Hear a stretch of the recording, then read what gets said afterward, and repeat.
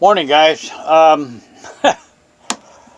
Listen, you guys, you heard me say about writing books and having a worldwide ministry and things like that, and it's true. I do that. I've got lots of books in publication.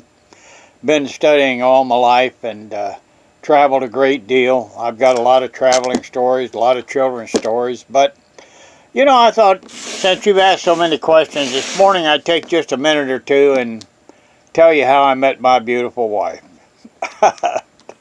It was kind of comical, really. My first wife had been gone to heaven for, I guess, a little over a year. A guy I worked with named Billy Allison was really a nice guy, a Christian guy, and I used to go to church with him and visit and this and that. And he came to me one day and he said, how about coming to my house for dinner?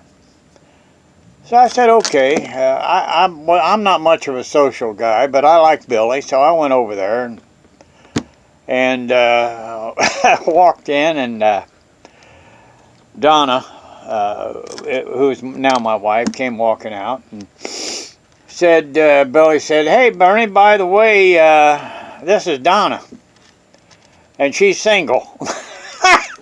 So I didn't know what to say.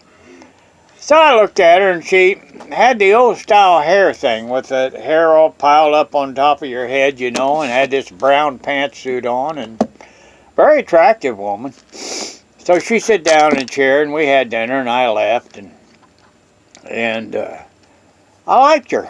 So about a week went by, and I called her where she worked, and I said, how would you like to go out for lunch? She said, oh, I don't know.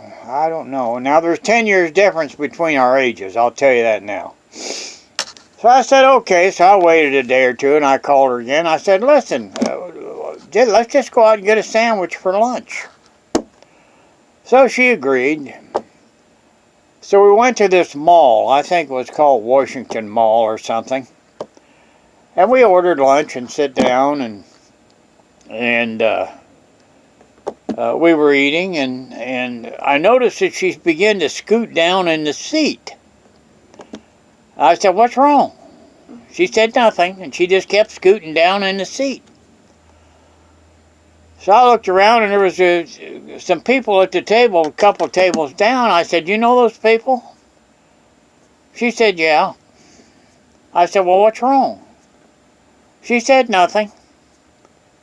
And I said, does it bother you that I don't have any hair? She said no. So I got a little upset, and I just said, well, let's go. So I got up and left, and that was it.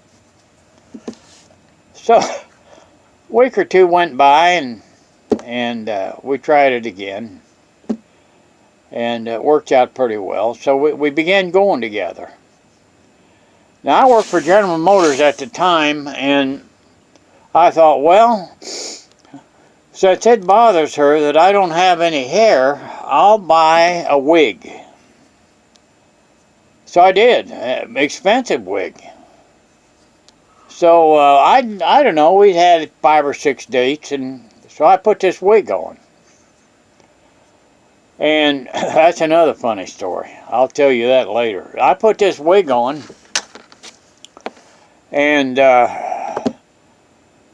one Friday night, I decided, well, she invited me over for supper.